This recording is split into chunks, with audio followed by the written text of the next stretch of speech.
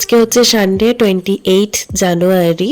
আর Sunday ফান্ডে নয় আজকে, তবে ছুটি 3 ঠিকই। আর রোদটা এসছে ভীষণ ভালো, তাই প্রথমেই জলগুলো আমি রোদে দিয়ে দিচ্ছি। জলটা একটু গরম হোক, রুমের ভেতরে যত ঠান্ডা জলগুলো তত ঠান্ডা, খাওয়াই যাচ্ছে না। Good morning everyone, welcome back to my channel Shovanish world. এখন বাজে সকাল 9টা মতো। আমি জাস্ট ওঠার পর ফ্রেশ হলাম। আজকে শরীরটা আমার একটু ভালো নেই, প্রচণ্ড ঠান্ডা লেগে গেছে মনে হচ্ছে। আমার গলা শুনে বুঝতে পারবেন প্রচণ্ড ঠান্ডা লেগে গেছে, শরীরটা একদম, আমার মাথাটা পুরো ঝিমঝিম করছে। তো সেই জন্য উঠতে একটু ইচ্ছে করছিল না, তাই অনেকটা লেট করে ফেলেছি উঠতে।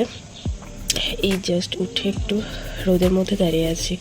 এখন যাব চা বানাতে, একটু গরম গরম চা খেতে হবে। গলাটা কেমন জানি ব্যথা ব্যথা লাগছে, একটু চা বানিয়ে খাওয়া যাক এখন। আচ্ছা, তো আমার প্রচণ্ড ঠান্ডা লেগেছে, আমি প্রথমেই বললাম। তো সেই জন্য মাকে কয়েকটা তুলসী পাতা আমি তোলা করালাম। এখন এই তুলসী পাতার এই যে ডাবর হানি, এটাই এখন খাবো। প্রচণ্ড উপকার হয় এটাতে। ছোটোবেলায় ঠান্ডা লাগলে মা এভাবেই খাইয়ে দিত।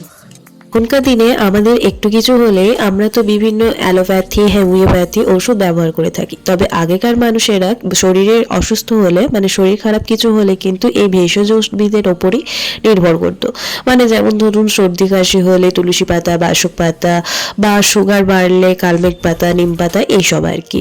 যাই হোক, আমি তুলসী পাতা মধু খেয়ে চলে গেছিলাম বাইরে। এখানে বানানো হচ্ছে দুটো লেপ, তো সেটাই দেখতে গিয়েছিলাম। এরপর চলে এসেছি চা বানানোর জন্য। তো এখানে চা বানিয়ে নিচ্ছি। আমার আর মায়ের জন্য হচ্ছে দুধ চা, আর এই রটিটা হচ্ছে জেঠিমার জন্য। তো জেঠিমাকে দিয়ে দিলাম, আর আমরাও তার সাথে চা নিয়ে নিলাম। তো চা নেওয়ার আগে দেখলাম আগের দিনের রুটি রয়েছে, আর এই বাসি রুটি দিয়ে গরম গরম দুধ চা খেতে কিন্তু আমার সত্যি খুব ভালো লাগে। যাই হোক, তো রুটিগুলো আমি প্রথমে সেঁকে নিলাম একটু, তাহলে অম্বলটা হবে না। তারপর চা নিয়ে নিয়েছি, মায়ের চাটা ঢাকা দিয়ে রেখে দিলাম, আর আমার চাটা নিয়ে চলে গেলাম ডাইনিং টেবিলে। এখান থেকে বেশ বাইরের সৌন্দর্যও দেখা যায়, আর তার সাথে চা খাওয়াটাও বেশ একটু বসে ধীরে সুস্থে খাওয়া যাবে। অন্যান্য দিন তো আর হয় না। যাই হোক, এরপর আমি ভিডিও এডিটিং, আপলোডিং সমস্ত কাজ কমপ্লিট করে চলে এলাম টিফিনটা কমপ্লিট করতে। আজকে রয়েছে পাঁচমিশালি সিদ্ধ, ওই বরবটি কলাই দিয়ে, আর মুড়ি, আর আখের গুড়। তো টিফিন কমপ্লিট করে আমার কয়েকটা কাজ ছিল। কয়েকটা কাজের মধ্যে যেমন এই মশলাগুলো পেস্ট করে নেওয়া, জিরে, ধনে, তারপর হচ্ছে গোলমরিচ, এগুলো আমি একটু বেশি করে পেস্ট করে রেখে দিই, তাহলে রান্নার ক্ষেত্রে সুবিধা হয়। বারবার করে মশলা বাটার ঝামেলাও থাকে না, আর রান্নাটাও দেখি চট করে হয়ে যায়। আর এই গোলমরিচের গুঁড়োটা আমি একটু বেশি করে করে রাখি, কারণ আমাদের তো সর্দি তো রয়েছে, সর্দি ঠান্ডা লাগা এসব তো রয়েছে। তো সেটা তো কাজে লাগবে, মাঝে মাঝে চায়ে খেতেও ভালো লাগে, আর রান্নাতেও কাজে লাগে। তো এইসব কারণের জন্য মশলাগুলো আমি যখন পেস্ট করি একটু বেশি করে গুঁড়ো করে রেখে দিই। এখানে করলা আর আলু আমি এরকমভাবে কেটে নিয়েছি লম্বা লম্বা করে। এই দেখুন, করলাগুলো কেটে নিয়েছি লম্বা লম্বা করে, তার সাথে আলুগুলোও কেটে নিয়েছি। ঠিক যেমন ফ্রাই করা হয়, মানে ভাজার জন্য আমরা যেমনভাবে কেটে থাকি ঠিক সেরকমভাবে। আর এখানে নিয়ে নিয়েছি পেঁয়াজ, আদা, রসুন আর কাঁচা লঙ্কা। এই পেঁয়াজগুলো আমি ভেজে দেবো, আর আদা, রসুন, কাঁচা লঙ্কা এগুলো আমি পেস্ট করব। তো চলুন এখন প্রসেসটা শুরু করা যাক। প্রথমে আমি গ্যাসটা জ্বালিয়ে দিচ্ছি, কড়াই বসিয়ে দিলাম একটা, কড়াইটা গরম হোক, তারপর এটাতে তেল দেবো। দিয়ে দিচ্ছি পরিমাণ মতো সর্ষের তেল। তেল গরম হয়ে গেছে, এখন দিয়ে দেবো কেটে রাখা পেঁয়াজ। পেঁয়াজগুলো এরকমই ফ্রাই করে নিয়েছি, খুব একটা ডিপ ফ্রাই আমি করিনি। এখন দিয়ে দেবো কেটে রাখা করলা।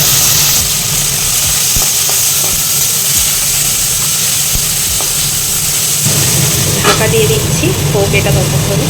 এখানে নিয়ে নিয়েছি আদা, রসুন, কাঁচা লঙ্কা। এখন দিয়ে দিচ্ছি পরিমাণ মতো সর্ষে। সর্ষেটা মোটামুটি 2 চামচের মতো এখানে আমি ব্যবহার করছি। এটা একটা স্মুথ পেস্ট বানিয়ে নেবো এখন।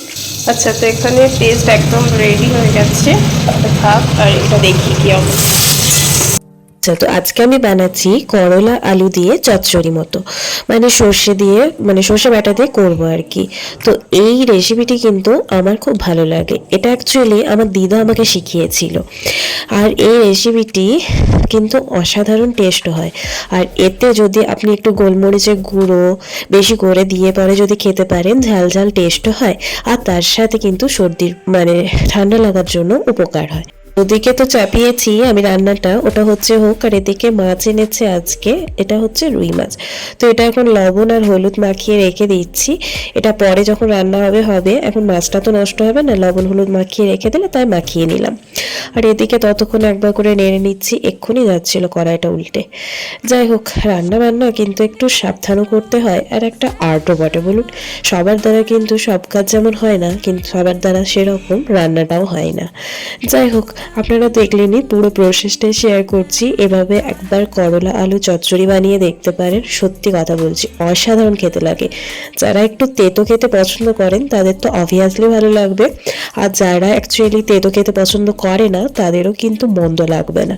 যাই হোক, আমি ভালোভাবে নেড়ে চেড়ে নিয়েছি, ভাজা ভাজা হয়ে গেছে, আর 80% মতো সিদ্ধ হয়ে গেছে। এখন পরিমাণ মতো জল দিয়ে দিলাম, মোটামুটি আধা গ্লাস মতো। এখন ঢাকা দিয়ে রেখে দেবো 5 মিনিট, তারপর নামিয়ে নেব।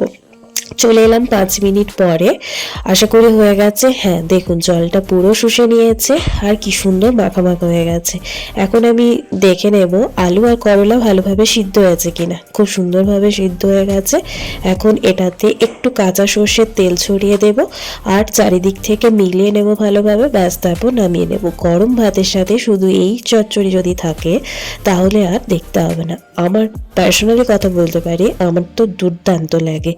যাই হোক, শুধুমাত্র চচ্চড়িটুকু রান্না করলাম, বাকি মা বললো করে নেবে। যেহেতু আমার শরীর ভালো ছিল না তাই আমি আর পারছিলাম না, তো মা এসে বললো বাকি রান্নাগুলো করে নেবে। তো নিজের মায়ের মতো প্রত্যেকটা শাশুড়ি মায়েরও যদি এরকম একটা মন থাকে তাহলে কতই না ভালো হয় বলুন। প্রত্যেকটা মেয়ের তো এরকমই একটা শ্বশুরবাড়ির স্বপ্ন থাকে। যাই হোক, এখানে আমি রোদে একটু বসেছিলাম, তখনই দেখলাম যে গাঁদা ফুলগুলো কি সুন্দর ফুটেছে। একটু ভিডিওগ্রাফি করে রাখি, এই গাঁদা গাছগুলো যখন থাকবে না তখন এই ভিডিওগ্রাফিগুলো দেখে কিন্তু মনটা ভালো হয়ে যাবে। আমি গাছে একটা ফুল ফুটলেও সেটা ছবি তুলে রাখি বা ভিডিও করে রাখি, আপনাদের সাথে শেয়ার করা হয় আর নিজেরও দেখা হয়। আচ্ছা, তো এই লেপ দুটো আর এই দুটো বালিশ আজকে বানানো হয়েছে, এখন রোদে দেওয়া আছে, পরে রেখে দেওয়া হবে।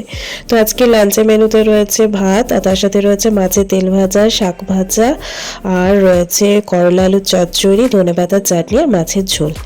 আচ্ছা, তো এখন লাঞ্চ আমাদের কমপ্লিট হয়ে গেছে। তো লাঞ্চ কমপ্লিট করে শেষ নয়, আমি প্রথম থেকেই বললাম যে শরীর আমার একটুও ভালো নেই, আর আপনারা গলা শুনেও বুঝতে পারবেন যে শরীরটা একটুও ভালো নেই, প্রচণ্ড ঠান্ডা লেগেছে। তো সেই জন্য সেই ভয়ে প্রোটেকশন নিয়ে নিলাম আগের থেকে ওষুধ খেয়ে নিলাম, তুলসী পাতা একবার খেয়ে নিয়েছি, আর ওষুধও খেয়ে নিলাম, কারণ স্কুল তো রয়েছেই। তো সকালে বলেছিলাম যে আমার আজকে সানডে ফান্ডে নয়, কারণ মিস্টার ঘোষ বাড়ি ছিল না, গিয়েছিল স্কুল। হ্যাঁ রবিবার ঠিকই, তবে আজকে পুলিশে কোনো একটা পোস্টের পরীক্ষা ছিল, তো সেটারই গার্ড ছিল। তো আসার পর ওইদিকে মুড়ি চপ খাচ্ছে, আর আমি চপ আর চা নিয়ে বসে পড়েছি। এরপর কিন্তু আর ভিডিও শ্যুট করতে পারিনি, প্রচন্ড শরীর খারাপ লাগায় আমি শুয়ে পড়েছিলাম।